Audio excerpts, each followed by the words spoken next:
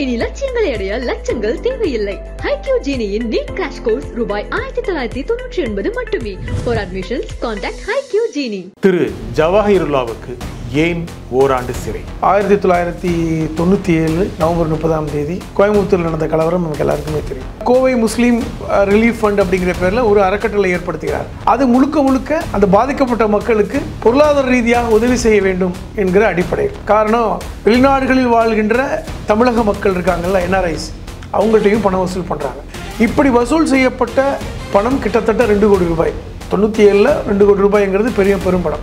இந்த பாதிக்கப்பட்ட மக்களுக்கு பிரித்து கொடுக்கப்படுகிறது. நீதியாக நியாயமாக இது பிரித்து கொடுக்கப்படுகிறது. உங்களுக்கு தெரியும், 98 2004 வரை பாஜகவுடைய ஆட்சி மத்தியில் இருக்கு. இந்த காலகட்டத்தில் 2 வழக்குகள் இவர்கள் மேல் போடப்படுகிறது. இல்லை, நீங்கள் நடுவில் ஒரு விஷயம், வெளிநாட்டிலிருந்து அனுமதி பெறாமல், ரிசர்வ் வங்கியோடைய அனுமதி பெறாமல் பணம் வாங்கப்பட்டது. இதில் சொல்லப்போனால் அதில் கூட பணம் வசூல் பண்ணதோ, அந்த பணத்தை மிஸ்யூஸ் பண்ணிட்டாங்க அப்படிங்கிறதோ, அல்லது அதை முறைகேடு செய்து விட்டார்கள் என்றோ, அல்லது அதை சட்டவிரோதமாக பயன்படுத்தி விட்டார்கள் என்றோ வழக்கு இல்லை. அனுமதி வாங்கவில்லை என்கிற அந்த ஒரு கூறு தான் வழக்கு. அதுதான் தொடர்ச்சியாக நடந்தது.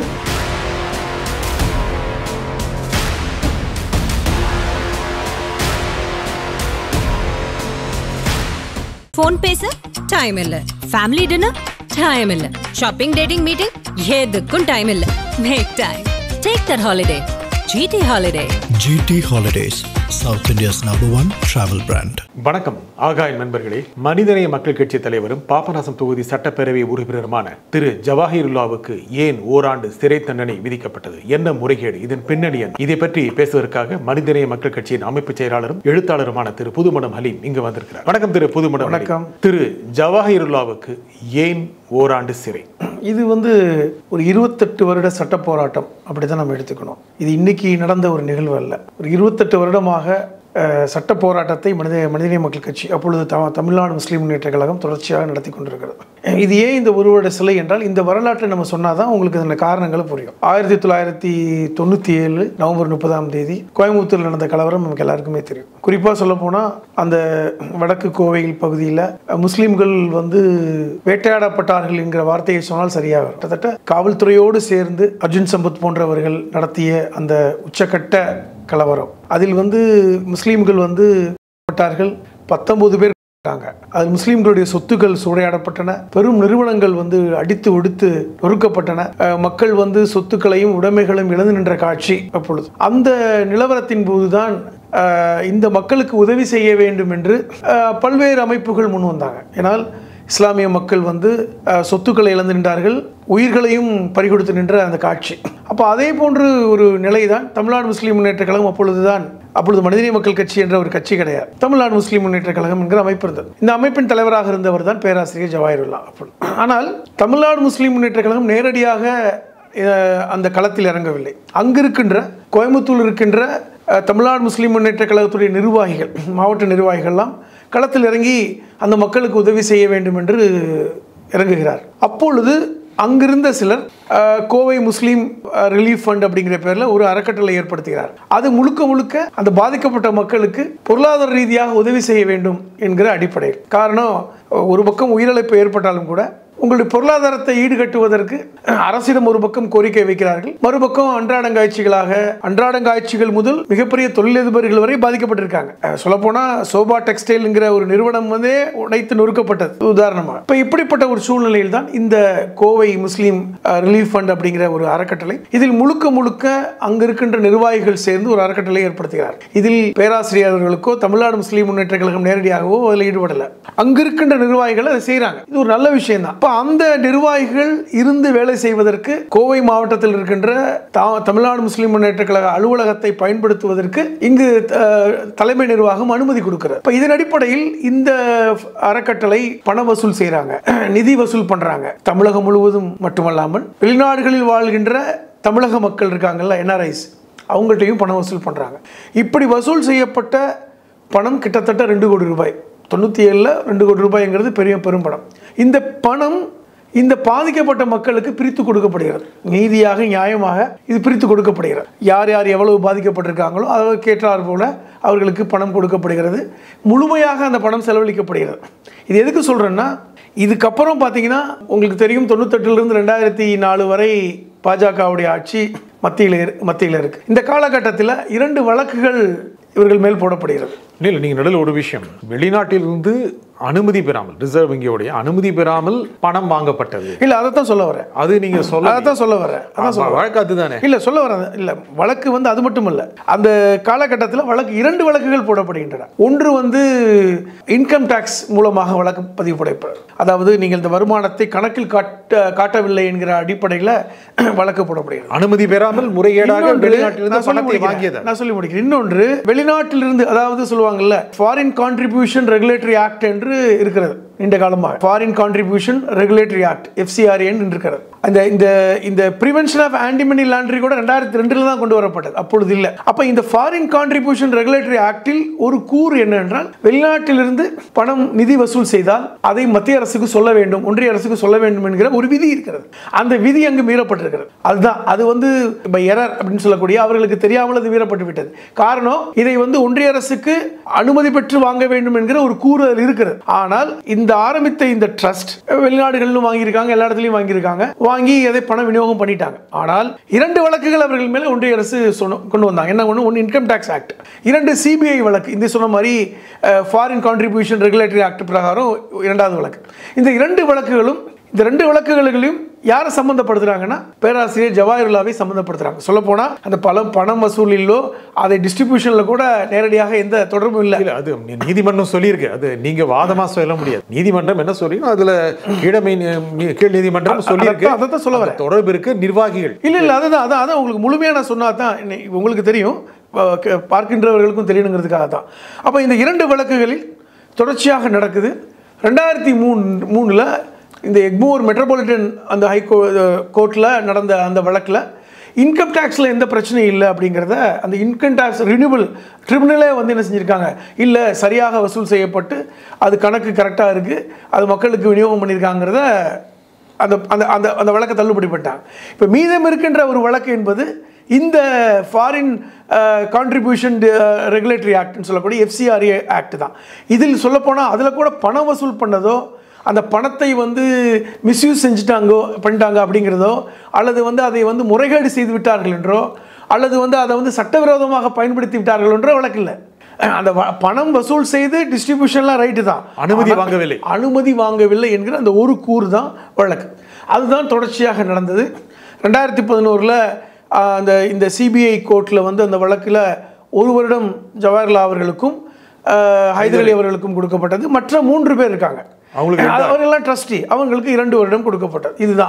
இதுதான் தொடர்ச்சியாக என்ன செய்தாங்க, இப்போ மேல்முறையீடாக உயர்நீதிமன்றத்துக்கு வந்தது. இந்த உயர்நீதிமன்றத்தில் அந்த வழக்கை கொண்டு போய் நம்முடைய விளக்கமும் கொடுத்தாலும் கூட, இல்லை அனுமதி பெறாதது தவறு என்கிற அடிப்படையில் மீண்டும் அதை 1 வருடம் பேராசிரியர் ஜவஹர்லால் அவர்களுக்கு உறுதி செய்திருக்கிறாங்க. இதுதான் நேற்று வரை நடந்த நிகழ்வு. ஜவஹர்லாலுக்கு 1 ஆண்டு சிறை இல்லை, அது இன்னும் உச்ச நீதிமன்றத்துக்கு 1 மாதம். இப்போ நீதிமன்றம் நீதியரசர் என்ன கொடுத்துருக்காருன்னா, 1 வருடம் சிறை என்றாலும் இதை சுப்ரீம் கோர்ட்டில் அப்பீல் பண்ணுவதற்கு 1 மாதம் இந்த தண்டனை நிறுத்தி வச்சுருக்காங்க. சுப்ரீம் கோர்ட்டில் நீங்கள் போகலாம், நீங்கள் உச்சநீதிமன்றத்தில் நீங்கள் அதை அங்கே வழக்கு தொடரலாம் அப்படிங்கிறதுக்கு அனுமதி கொடுத்துருக்காங்க. முறையீடு செய்யலாம், மேல்முறையீடு. அதனால இது தற்காலிகமாக நிறுத்தப்பட்டிருக்கிறது தான். இது என்ன சொல்ல வரேன்னா, பேராசிரியர் ஜவஹர்லால் அவர்கள் நேரடியாக இந்த எதுவுமே செய்யலை, அனுமதி கொடுத்தது. அதுவும் சொல்லப்போனால் ஒரு நல்லெண்ணத்தின் அடிப்படை. நீங்கள் அதைத்தான் புரிஞ்சுக்கணும். இந்த பணம் எந்த பணம் முறைகேடு செய்யப்படலை, இந்த பணம் கட்சிக்கு பயன்படுத்தப்படலை, இந்த பணம் தமுமுக ட்ரஸ்ட்டுக்கு கொண்டு வரப்படலை. இது இதற்கென்று, அதாவது கோவையில் பாதிக்கப்பட்ட முஸ்லீம்களுக்காக உருவாக்கப்பட்ட ஒரு அறக்கட்டளை அதை வசூல் செய்து அந்த மக்களுக்கு கொடுத்துருக்காங்க. இது எல்லாமே டிரான்ஸ்பரன்சி தான். இதில் எந்த ஒளிமுறையும் இல்லை. 1 ரூபா கூட அது மிஸ்யூஸ் பண்ணப்படவில்லை அப்படிங்கிறத இன்கம் டாக்ஸ் ட்ரிபியூனல் உத்தரவு கொடுத்துருக்காங்க, ஜட்ஜ்மெண்ட் கொடுத்துருக்காங்க, வெர்டிக்ட் கொடுத்துருக்காங்க. அப்போ பண மோசடி எதுவும் இல்லை. இதை செஞ்ச மெத்தடு தான், முறையில் தான் நீங்கள் அனுமதி வாங்கலை. ஏனென்றால் இப்போ இந்த ஃபாரின் கான்ட்ரிபியூஷன் டிஸ்ட்ரிபியூட்டரி ஆக்ட் 76 ஒரு அமெண்ட்மெண்ட் கொண்டு வந்தாங்க. அதில் தான் இந்த அமெண்ட்மெண்ட் வந்தது. ஒரு சட்டமன்ற உறுப்பினராக இருந்தாலும், ஒரு அரசு அதிகாரியாக இருந்தாலும், வெளிநாடுகளில் நீங்கள் ஒரு அன்பளிப்பு வாங்கினா கூட அனுமதி வாங்கணுங்கிற அந்த இதை கொண்டு வந்தாங்க. அதனால தான் இன்றைக்கி வரைக்கும் அந்த அரசு அதிகாரிகளோ அரசு அமைச்சர்களோ ஒரு அன்பளிப்பு வாங்கினா கூட அரசிட்ட பர்மிஷன் வாங்கணும் அப்படிங்கிற ஒரு சரத்து சேர்க்கப்பட்டிருக்கிறது. இன்னும் சொல்லப்போனால் 2010 இந்த ஃபாரின் கான்ட்ரிபியூஷன் டிஸ்ட்ரிபியூட்டரி ஆக்டில் வந்து மன்மோகன் சிங் காலத்தில் வந்து இன்னும் அதிகமான கூறுகள்லாம் சேர்க்கப்பட்டிருக்கின்றன. இப்போ என்னென்னா அந்த காலகட்டத்தில் நடந்த ஒரு ஒரு ஒரு அசாதாரண ஒரு சூழல். நீங்கள் வந்து 19 பேர் வந்து சுட்டுக் கொண்டாங்க, பலரும் அடித்து கொண்டாங்க. காவல்துறை சேர்ந்து நடத்திய இந்த இது சொல்லப்போனால், ஏனென்றால் ஒரு காவலரை வந்து இவர்கள் விட்டார்கள் என்கிற அந்த விஷயத்தை காவலர்கள் வந்து இந்த கலவரத்தில் வந்து கைகட்டி நின்றார்கள் என்பதை நம்ம பார்த்துருக்கோம், நிறைய பேசியிருக்கோம். அதனால் நம்ம அதுக்குள்ளே போக விரும்பலை. நடந்த கலவரம், அதில் காவல்துறையும் உடன் அது வந்து ஒத்துழைப்போடு தான் அது நடத்தப்பட்டது என்கிறத நம்ம பல்வேறு தடவை நம்ம சொல்லியிருக்கோம். அதற்கப்புறம் பார்த்திங்கன்னா இந்த நிகழ்வு நம்ம இப்போ கடந்து வந்துட்டோம். ஆனால் இந்த ஓராண்டு சிறை என்கிற பேராசிரியர்கள் கொடுத்தனால தான் இப்போ எடுத்து பேச வேண்டியிருக்கிறது ஒன்று. இப்போ இந்த பாதிக்கப்பட்ட மக்களுக்கு ஒரு நிவாரணம் கொடுக்க வேண்டும் என்று ஒரு நியாயமாக செய்யப்பட்ட ஒரு நிகழ்வு தான். சரி, பல வரை சொல்லிட்டீங்க. ஆனால் ஜவஹர்லாலுக்கு ஓராண்டு சிறை அப்படிங்கிறது உங்கள் கட்சிக்கு பின்னடைவு தானே? இதில் என்ன பின்னடைவு இருக்குது? பேராசிரியர் தலைவருக்கு சிறைங்கிறது பின்னடைவு எங்க? பேராசிரியர் ஜவஹர்லால் அவர்கள் ஊழல் குற்றச்சாட்டில் சிறையா? இது வந்து ஏற்கனவே வந்து அதிமுகவில் ஜெயலலிதா அவர்களுக்கு 4 வருட சிறைன்னு சொன்னாங்களே, அந்த மாதிரியான சிறையா? இல்லை வந்து எதுவும் கொலை குற்றம் அப்படிங்கிற சிறையா? இல்லை வந்து பிறர் சொத்துக்களை வந்து கையாடல் செய்து விட்டார் என்ற சிறையா? இல்லை இது வந்து தேசவிரோத குற்றத்தில் வந்து சிறையா? எதில் சிறை? நீங்கள் முறைகேடு சிறை என்று சொல்லும்போது ஒரு நிமிஷம் சொல்றேன். எத்தனையோ தேச தியாகிகள் சிறைக்கு போயிருக்காங்க. அப்போ வந்து இந்திய தேசத்துக்காக விடுதலைக்காக போனவங்களை என்ன சொல்லுவீங்க? சிறை என்கிறத வைத்து மட்டும் தேசத்துக்காக சிறையாது. முஸ்லீம் மக்கள் பாதிக்கப்பட்டிருக்காங்க, கொல்லப்பட்டிருக்காங்க. அந்த மக்கள் வந்து சொத்துக்களையும் உடைமைகளையும் அனாதைகளாக நிற்கின்ற ஒரு இடத்திற்கு நிதி வசூல் செய்து கொடுத்தது என்பது எந்த வகையில் தேச துரோகம், எந்த வகையில் வந்து ஒரு அநீதியான விஷயம்? ஆனா முறைகேடு, அது முறையான அனுமதி, முறைகேடு அல்ல, முறையான அனுமதி. திருப்பி நான் உங்களுக்கு அரசியல் சொல்றேன், உங்களுக்கு பின்னாடி சொல்றேன். இல்ல முறைகேடுங்கிற வார்த்தையை நான் வந்து பயன்படுத்தி நான் வந்து வன்மையாக கண்டிக்கிறேன். எந்த முறைகேடும் நடக்கலை. முறைகேடு இல்லை அப்படிங்கிறத வந்து இன்கம் டாக்ஸ் உடைய ட்ரிபியூனலே சொல்லிட்டாங்க. முறைகேடு அல்ல, அனுமதி வாங்காமல் செய்து விட்டார்கள், இது முறைகேடு அல்ல. ஆனால் இப்போதைக்கு 1 மாதம் நிறுத்தப்பட்டிருக்கிறது மேல்முறையீடு செய்வதற்காக. இது உங்கள் கட்சி தொடர்பான, ஏன்னா உங்கள் கட்சியிலேருந்து 2 எம்எல்ஏக்கள் இருக்காங்க. உங்கள் கட்சி முக்கியமாக திமுகவில் ஒரு முக்கியமான அங்கம் வகிக்கிற ஒரு கட்சியாக இருக்குது. இன்னும் சொல்லப்போனால் உங்கள் கட்சியை நீங்களே, உங்கள் கட்சிக்காரர்கள் நீங்களே கிளைம் பண்ணிக்கிற மாதிரி தமிழ்நாட்டில் அதிக அளவுக்கு முஸ்லீம் மக்களுடைய ஆதரவு பெற்ற கட்சி அப்படின்னு நீங்கள் கிளைம் பண்ணிக்கிறீங்க. இந்திய யூனியன் முஸ்லீம் லீக்கை விட, மற்ற இஸ்லாமியர்கள் முன்வைத்து நடத்தப்படுகிற கட்சிகளை விட. அப்படி இருக்கும் பொழுது இது உங்கள் தொடர்பான ஒரு நம்பகத்தன்மையை இழக்க வைக்கும் தானே? இல்ல, இது நம்பகத்தன்மையை கூட்டி இருக்குன்னு சொல்றேன். எனக்கு ஜெயிலுக்கு போறது நம்பகத்தன்மை இல்லைங்க, நான் அதை தான் திருப்பி சொல்றேன். நம்பகத்தன்மையை கூட்டி இருக்கிறது. ஜெயிலுக்கு போனா நம்பகத்தன்மை கூட திருப்பி நான் சொல்ல விடுங்க. நம்பகத்தன்மையை கூட்டி இருக்கிறது. என்னென்றால் இதுவரை வந்து பண மோசடி இப்படியெல்லாம் பரப்புனாங்க. கோவை சிறைவாசிகளுக்காக பண மோசடி பண்ணாங்க, கோவை கலவரத்தில் பாதிக்கப்பட்ட மக்களுக்காக நிதி வசூல் செய்து முறைகேடு, இப்படியெல்லாம் வந்து பேராசிரியர் ஜவஹர்லால் அவர்களை பிடிக்காதவர்கள் செய்தி பரப்புனாங்கல்ல. இப்போ அது உடைந்திருக்கிறது. தெளிவாக இது முறைகேடல்ல, அல்லது வந்து இந்த பணம் எந்த வகையிலையும் மோசடி செய்யப்படலை. கிளீனாக வந்து அந்த ரசீதுகள் ஒப்படைக்கப்பட்டிருக்கின்றன. இது ₹1 கூட பேராசிரியர் ஜவஹர்லாவோ அல்லது தமிழ்நாடு முஸ்லீம் முன்னேற்ற கழகத்துடைய வங்கிக்கோ வரல அப்படிங்கிறதையும் இல்லை நான் முடிச்சுக்கிறேன் சொல்லப்பட்டிருக்கிறது. அப்போ இது முறைகேடு அல்ல. அதாவது அது சென்ட்ரல் கவர்மெண்ட்டில் ஒரு பர்மிஷன் வாங்காமல் வாங்கிட்டாங்கிற அந்த குறைபாடு தான். அதுதான் அது வேணால் சட்டத்தின் வந்து அடிப்படையில் தவறு தான். ஆனால் இதில் வந்து எந்த விதமான பின்புலமோ நோக்கமோ அல்ல. இதைத்தான் திருப்பி நீதிமன்றத்தில் சொல்கிறோம். It's error. ஒரு தவறு நடந்திருக்கிறது, இதை வந்து வாங்கியிருக்கணும். ஒரு நிமிஷம். ஒரு கட்சியோட தலைவர், சட்டப்பேரவை உறுப்பினர், நம்பகத்தன்மை கொண்ட ஒரு கட்சியோட பிரதிநிதி, இன்னும் சொல்லப்போனால் இஸ்லாமிய மக்களுக்காக தேர்ந்தெடுக்கப்பட்ட பிரதிநிதி முக்கியமானவர். அப்படி இருக்கும் பொழுது இஸ்லாமிய மக்கள் கிட்டேயே நம்பகத்தன்மை போகுது. இஸ்லாமியுடைய பிரதிநிதி அப்படிங்கிற வகையில் மற்ற மக்கள் மற்றவர்களை தேர்ந்தெடுத்த மக்கள், கூட்டணியை சேர்ந்தவர்கள், இவங்ககிட்ட நம்பகத்தன்மை இல்லை. இது நான் உண்மையாக மறுக்கிறேன். என்னன்னா இது 97 நடந்த நிகழ்வு ஒன்று. இதில் எந்த நம்பகத்தன்மை போயிருக்குன்னு நான் கேட்குறேன்.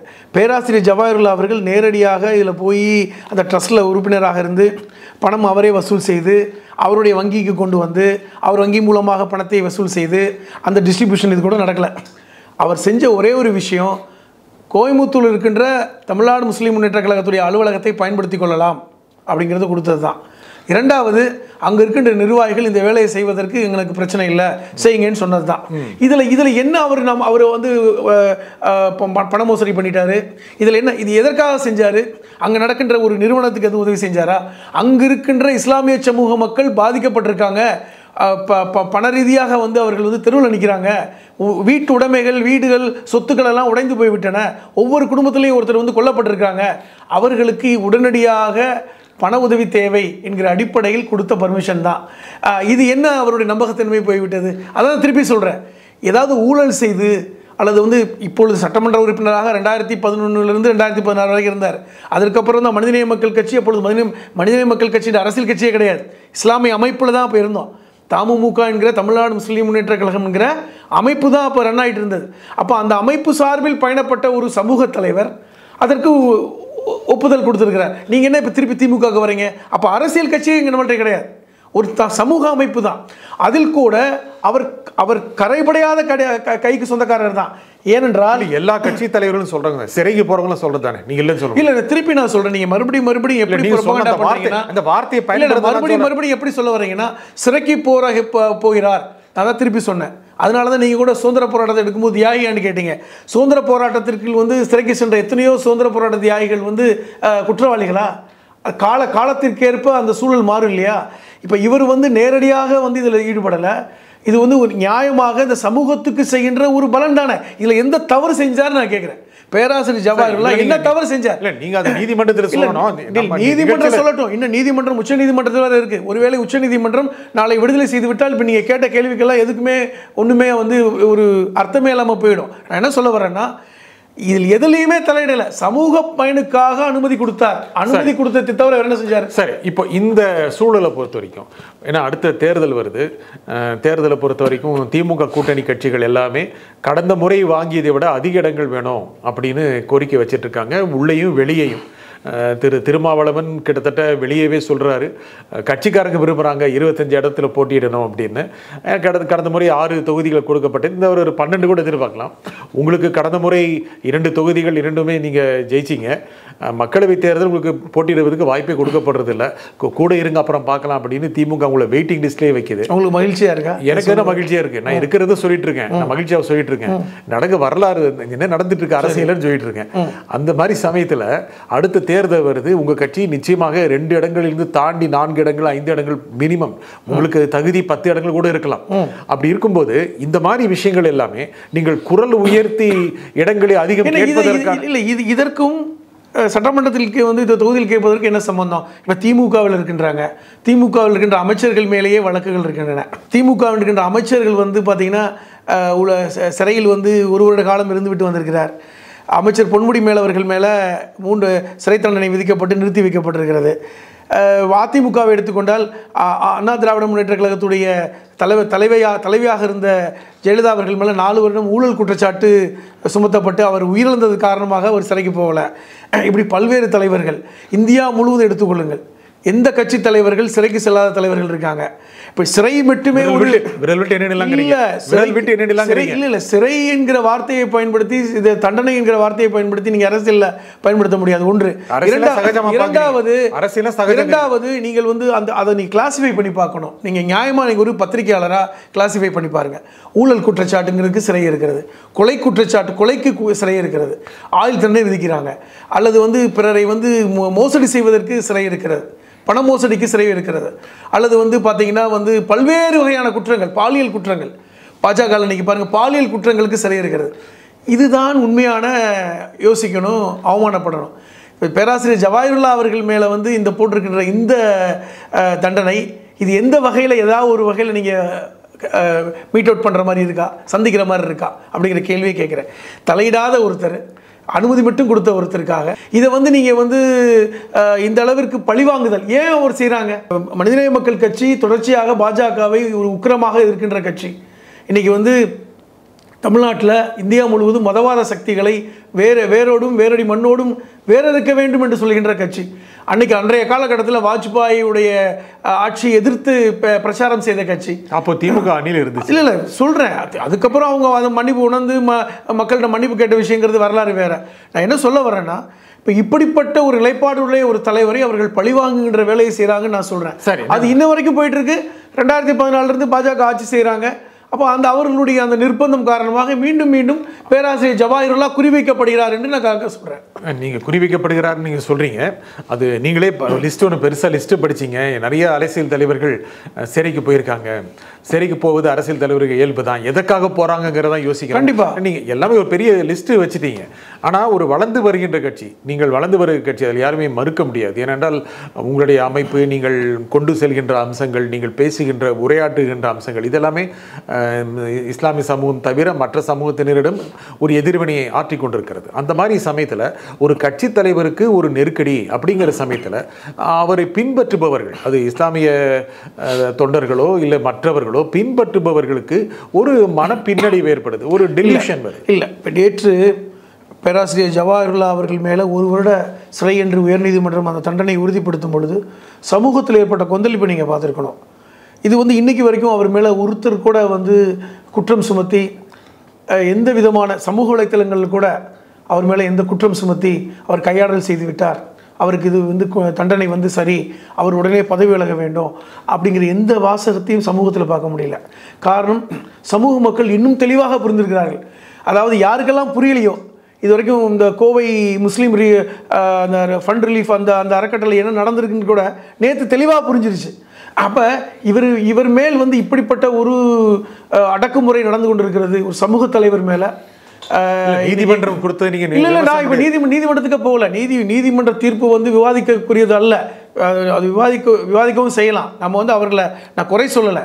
சமூகத்துக்காக பயணிக்கின்ற ஒரு தலைவர். ஏங்க, பாபநாசம் தொகுதியில் சட்டமன்ற உறுப்பினராக இருக்கிறார். இன்னைக்கு பாபநாசத்தில் சுவாமிமலை என்ற முருகன் கோவில், அது ஒரு 60 அடி படி ஏறணும் மேலே. அதுக்கு நீண்ட கால கோரிக்கை. அதில் வயதானவர்கள் செல்ல முடியலை, ஒரு லிஃப்ட் வசதி செய்யணும்னு சட்டமன்றத்தில் குரல் கொடுத்து இன்றைக்கி 3.5 கோடி ரூபாய்க்கு லிஃப்ட் வசதி செய்யப்பட்டிருக்கிறது. அந்த அறுபடை முருகன் கோயிலில் 4வது வீடு. இப்படி பல்வேறு சமூகத்திற்கு பயணப்படக்கூடியவர் பேராசிரியர் ஜவாஹிருல்லா அவர்கள். நாடு முழுவதும் இன்றைக்கி 220 ஆம்புலன்ஸுகள் எங்கள் தமுமுக சார்பில் ஓடிக்கொண்டிருக்கிறது. அத்தனை ரத்த முகாம்கள் செஞ்சுக்கிட்டு இருக்கோம். கொரோனா காலத்தில் 3000க்கும் மேற்பட்ட உடல்களை சுமந்து நாங்கள் அடக்கம் செஞ்சோம். இப்படி மதம் சார்ந்து இல்லாமல் மதம் கடந்து மனிதநேயம் தான் முக்கியம் எங்களுக்கு கட்டளையிட்டு அதை வழிநடத்தி செல்பவர் பேராசிரியர். நீங்கள் புரிஞ்சுக்கணும். நீங்கள் போகிற போக்கில் இவ்வளவு தூரம் அவரை ஒரு சராசரி அரசியல்வாதியை போன்று நீங்கள் பேசுனீங்க. நான் அதை கேட்டுக்கொண்டு கடந்து தான் சென்றேன். ஆனால் அது உண்மை அல்ல அப்படிங்கிறது இந்த சமூகம் புரிந்திருக்கிறது. இந்த சமூகம் தெளிவாக புரிந்திருக்கிறது. பேராசிரியர் ஜவாஹிருல்லா என்பவர் யார், அவர் எப்படி பயணிக்கிறார், அவருடைய பயணம் எப்படிப்பட்டது. அதனால் இது நீங்கள் கேட்குறதுனால மட்டும் அந்த சேற்றை வாரி வீசினால் கூட அவர் மேலே விழ போகிறதில்லை. அதுக்காக நான் கவலைப்பட போகிறதில்லை. ஒட்டுமொத்த சமூகமும் அவர் பின்னாடி நிற்கும். எங்கள் கட்சி மட்டுமல்ல, கட்சி உறுப்பினர்கள் மட்டுமல்ல, நிர்வாகிகள் மட்டுமல்ல, ஒட்டுமொத்த இஸ்லாமிய சமூகமும் அவர் பின்னாடி இருக்கிறது. காரணம், அவர் ஒரு அப்பழுக்கற்ற தலைவர் என்பதை நாங்கள் ஏற்கனவே பலமுறை உறுதிப்படுத்திக்கிட்டே வர்றோம். அடுத்த தேர்தலுக்கு இது உதவும் நினைக்கிறீங்களா? இது தேர்தலுக்கு உதவாதை விட இஸ்லாமிய சமூகம் பேராசிரியர் மேலே ஒரு இன்னும் கூடுதல் கரிசனம் வருவதற்கு வாய்ப்பை ஏற்படுத்தி இருக்கிறத நான் பார்க்குறேன். இது பாசிட்டிவாக பார்க்குறேன்.